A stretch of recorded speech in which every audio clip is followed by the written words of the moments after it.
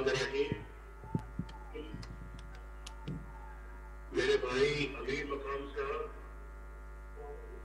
मेरे भाई मुर्तजा जावेद अब्बासी साहब, मेरे भाई आसन इकबाल साहब, जनाब फैज खान अब्बासी साहब और सवात के मुस्लिम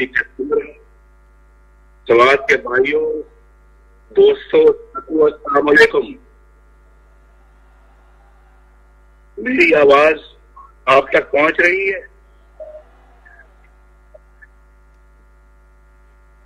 आप मुझे अपनी आवाज से बताएं, जवाब दें। मेरी आवाज आप तक पहुंच रही है?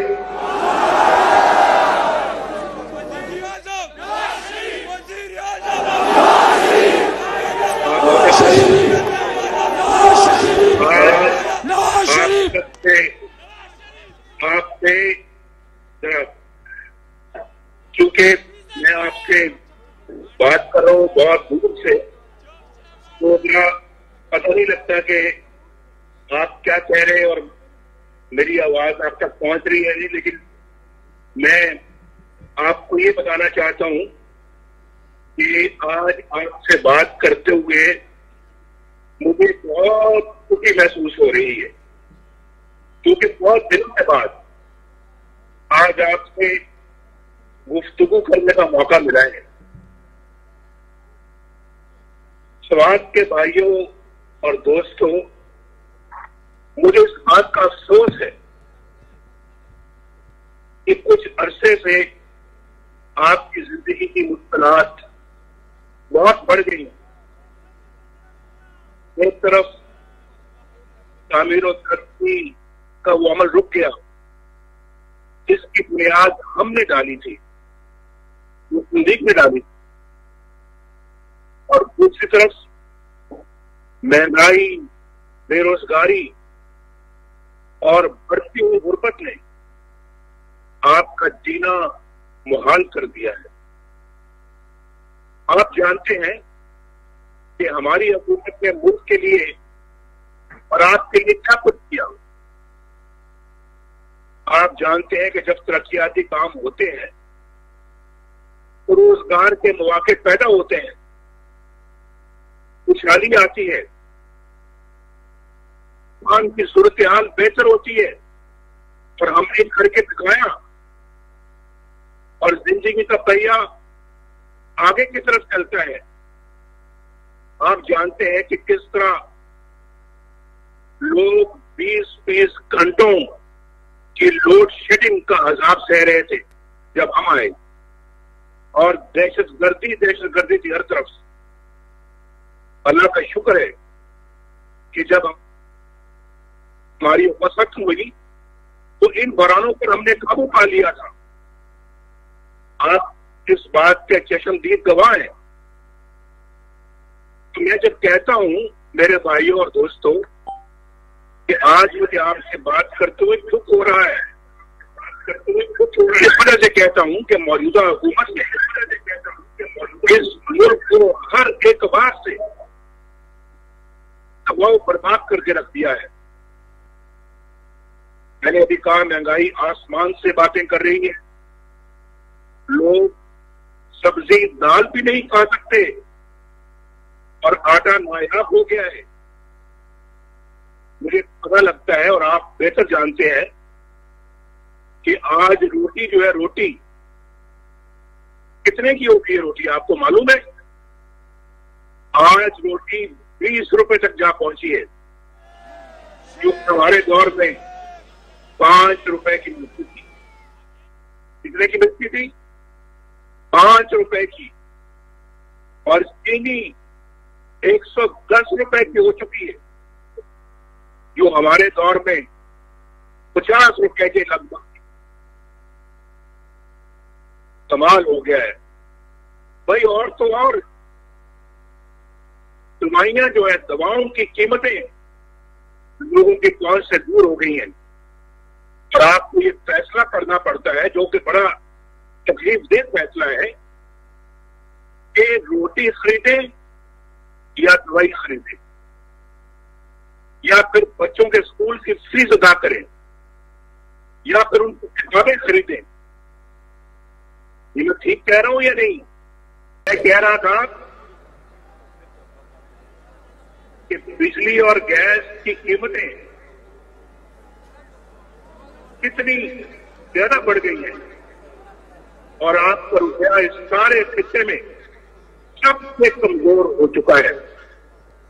और यहां तक कि जो आपके हमसाए में 40 सालों से जंगों की तबाहकारी के बावजूद अफगानिस्तान, उसकी करेंसी रुपए से ज्यादा है। मेरे भाई और बहनों, ऐसा क्यों है? क्यों है ऐसा? उसमें सुनो, मैं बताता हूं। ऐसा इसलिए है कि आप पर एक नाअहल, बदगुमान और कितनी टोला मुसल्लत कर दिया गया है, जो आपको नहीं किसी और को जवाबदेह है, किसी और को, उसे आपकी नहीं किसी और की खुशी होनी चाहिए। मुस्लिम लीग नून की फतह को शिकस्त में बदलने के लिए और अपने लाडले को इक़्तिदार में लाने के लिए जो कुछ इस मुल्क में हुआ है, बच्चा जानता है। और आप तो जानते हैं समाज के मेरे भाइयों और बुजुर्गों और साथियों, आपको भी मालूम है, मुझे अपने साथ, अपने खानदान के साथ होने वाले सलूक का दुख नहीं, लेकिन सिर्फ नवाज शरीफ से अदावत की बुनियाद पर, नवाज शरीफ हमें अच्छा नहीं लगता, सिर्फ नवाज शरीफ के अदावत की बुनियाद पर जिस तरह इस मुल्क के साथ ज्यादती की गई और जिस तरह 22 करोड़ अवाम को जुर्म का निशाना बनाया गया और जिस तरह हमारी नौजवान नस्ल को मुस्तकबिल से खेला गया, उसका जवाब कौन देगा? कौन देगा उसका जवाब?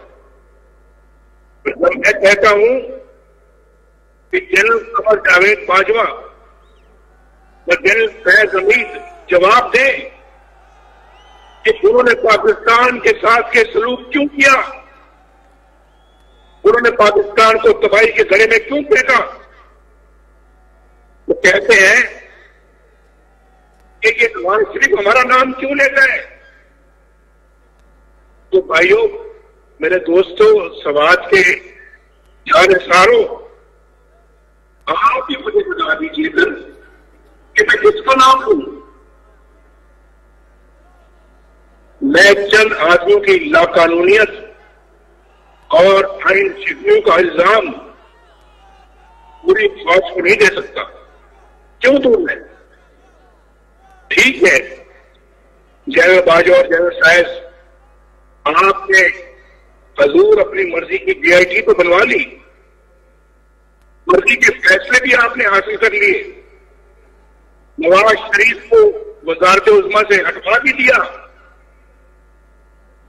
मुझे शहबाज शरीफ, मरियम नवाज और मेरे खानदान और पार्टी के लोगों को जेलों में डलवा दिया। मीडिया के जरिए हमारी किरदार खुशी अब भी जारी है। अगर मामला यहीं तक रहता तो चले, कोई बात नहीं थी, मगर पूरे मुल्क के अवाम को गुर्बत, बदहाली, महंगाई और बेरोजगारी के अंधेरों में धकेलने का जवाब किसी न किसी को तो देना पड़ेगा, देना होगा। चलो, मेरा तो जुर्म था कि मैं आपकी, पाकिस्तान के अवाम की हक हुक्मरानी की बात करता था, आइन की बात करता था, जमहूरियत के असूलों की बात करता था, अपनी हदूद के अंदर रहने के लिए कहता था। लेकिन अवाम का क्या कसूर था भाई? आपका क्या कसूर था? आपसे रोजगार क्यों छीन लिया गया? आपसे रोटी का नवाला क्यों छीन लिया गया? आपके बच्चों से तालीम क्यों छीन ली गई? आपसे इलाज करवाने की सूरतें और दवाइयां क्यों छीन ली गई?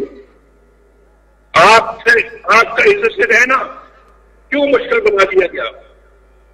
इसका जवाब मैं सिर्फ इमरान खान से नहीं मांगता, बल्कि उसे लाने वालों से मांगता हूं।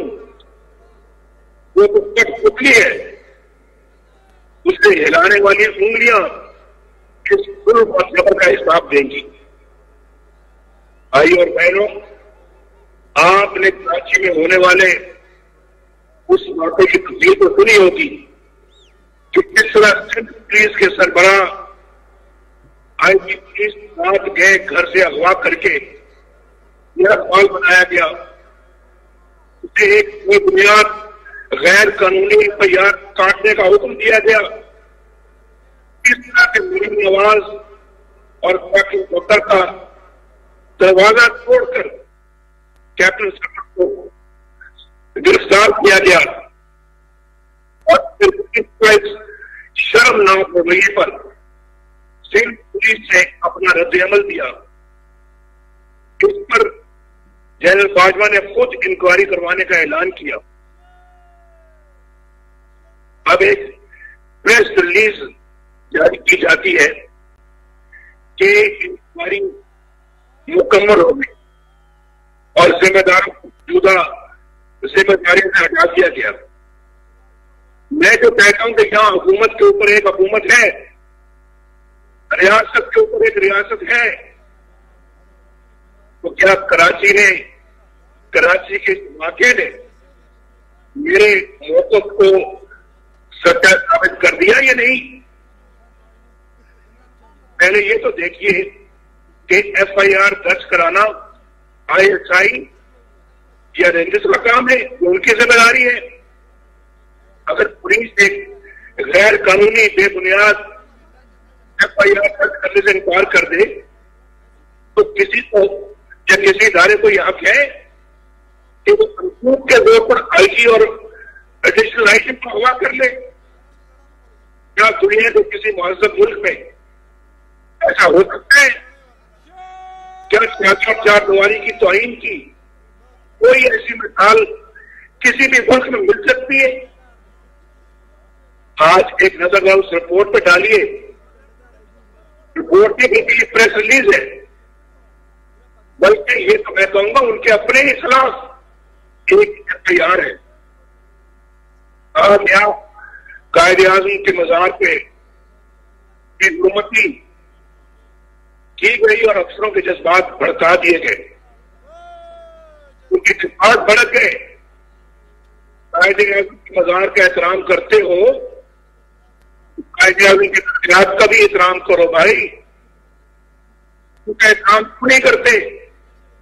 कायदे-ए-आज़म की तालीमात की बेहुरमती क्यों करते हो? ये जज्बात उस वक्त क्यों जोश नहीं मारते जब आइन का हमला होता है? ये जज्बात उस वक्त जोश क्यों नहीं मारते जब जमहूरियत पर हमला होता है? ये जज्बात उस वक्त जोश क्यों नहीं मारते जब एक मुल्क हुकूमत पर शख्सून मारा जाता है? उस वक्त क्यों नहीं जोश मारते जब एक मुल्क आपके मुंतखब वज़ीर-ए-आज़म को वज़ीर-ए-आज़म हाउस से गिरफ्तार किया जाता है, हथकड़ियां फैलाई जाती हैं? और ये आप उस वक्त जोश क्यों नहीं मारते जब जजों को गिरफ्तार किया जाता है? आप उस वक्त जोश क्यों नहीं मारते जब उसके सामने धरने दिए जाते हैं और धरने दबाए जाते हैं? मेरे भाइयों और बहनों, क्या हमारे सीने में और आपके सीने में दिल नहीं? क्या आपका और हमारे जज्बात की कोई कदर कीमत नहीं? चंद लोगों के जज्बात में उबाल आता है, वो हड्डी को उठाकर ले जाते हैं। किसी जर्नैल का खून जोश मारता है और वज़ीर-ए-आज़म को उठाकर जेल में डाल देता है और खुद हुकूमत पर साबित हो जाता है। किसी के जज्बात में गर्मी आती है तो किसी सहाफी को उठाकर ले जाता है।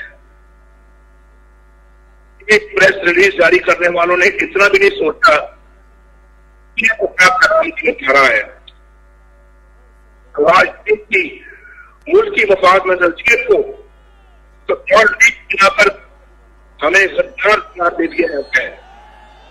लेकिन आज तुम खुद अपने इदारों में काम लेकर को बता रहे हो कि हमारे अफसरान इस कदर गैर जिम्मेदार हैं कि आप यहाँ पर किसी भी वक्त वो कुछ भी कर सकते हैं। शाबाश शाबाश। ऐसे में तो उन्हें आइन का ख्याल आता है ना कानून का, और ना ही अपने हल्फ का और ना फौज के इदारे का, ना किसी चेन ऑफ कमांड का। इस बात की रूह में बहकर कुछ भी कर सकते हैं। और फिर इतने बड़े टीम को दो इदारों के दरमियान गलत फैसले का नाम दिया गया। तो पुलिस में सूबाई पुलिस के सरबराह को आप करके FIR दर्ज करने का जिक्र भी नहीं है। उन अफसरान के नाम तक नहीं बताए गए। उन्होंने सब कुछ किया इसलिए कि ये नाम मुकद्दस है। वाह, ये सिर्फ भाई सियासतदान है, तो आपके लोग सियासतदान ही है जिनके नाम के साथ चोर, डाकू, लुटेरे और गद्दार भी कुछ लगा देते हैं। भाई ठीक करके हमारी किरदार कुशी करो, ठीक करो, जेलों में डालो, नामों को गाली बना दो। लेकिन मैं आपको बता दूं, अब ऐसे नहीं चलेगा, ना चलना चाहिए। सर्विस जजों के खानदानों की जाती है, साहब के नाम लेकर निकाला बनाया जाता है। अगर आईनी काम करने वालों के नाम लेकर उनकी की जाएगी तो फिर उन सब के नाम भी जरूर दिए जाएंगे। आइन, जमहूरियत और अवाम की मैं इस प्रेस रिलीज की एक दफा करता हूं और उसको सरत करता हूं। ये एक रिपोर्ट नहीं बल्कि एक मन घड़त अफसाना है जिसमें किसी सवाल का वाज़ेह जवाब देने के बजाय बेशुमार नए सवाल आ दिए, जिसमें इस वारदात को देने वाले असल किरदारों पर पर्दा डालकर कलाकार बनने वालों को उठाने का खतरा बना दिया। पाकिस्तान को बेहद नुकसान हो गया है। मेरे दोस्त, मुझे पता लगा है कि शायद बात है और बारिश होने वाली है। बिल्कुल अपनी गुफ्तगू को हवालत नहीं देना चाहता। यही है रियासत के ऊपर रियासत जो मैं आपको बताना चाहता हूं। किसी को रियासत को रियासत कहते हैं, किसी को हुकूमत के ऊपर हुकूमत कहते हैं। यही है वो सोच जो मेरे रात पाकिस्तान को आगे बढ़ने नहीं दे रही। यही है क्या कह रहे हैं, यही हमारे लिए घाटे का सौदा है जो आवाम की सच्चाई को सामने नहीं आने दे रही। जो रोक टोक करने वाले, आइन रहने की तस्कीन करने वाले सियासतदानों को इबरत का निशान। भाई और बहनों, से कोई गलत फहमी नहीं है। होती चाहते हैं बल्कि साबित करती है हमने हमेशा अपने दारों को खुद किया है। मैंने किया है और मुझे पता है मैंने अपने अफवाज पाकिस्तान को मजबूत करने में कार्रवाई है। इसलिए तो कई आम इदारों को और अहलकारों को आइन का एहतराम करने का कहते हैं। हम वही बात कहते हैं जो कायदे आजम ने कही थी, उन बात को कहते हैं जो आइन में लिखी है। इसका हालत हमारे जवानों और अफसरों के ख्याल का है। अगर सियासत के अंदर दफनदाजी बंद होनी चाहिए, इंतखाबात की ताकीद बंद होनी चाहिए, अवाम के वोट की इज्जत होनी चाहिए। और मैं आपको आज कहूंगा कि आपको मिलकर भरपूर नारा लगाना चाहिए। वोट को इज्जत दो, वोट को इज्जत दो, एक दफा फिर इज्जत दो, इज्जत दो, इज्जत दो, इज्जत दो, इज्जत दो, वोट को, इज्जत दो, वोट को, इज्जत दो, वोट को, इज्जत दो, वोट को, इज्जत दो, इज्जत दो, इज्जत दो, इज्जत दो, इज्जत दो, इज्जत दो।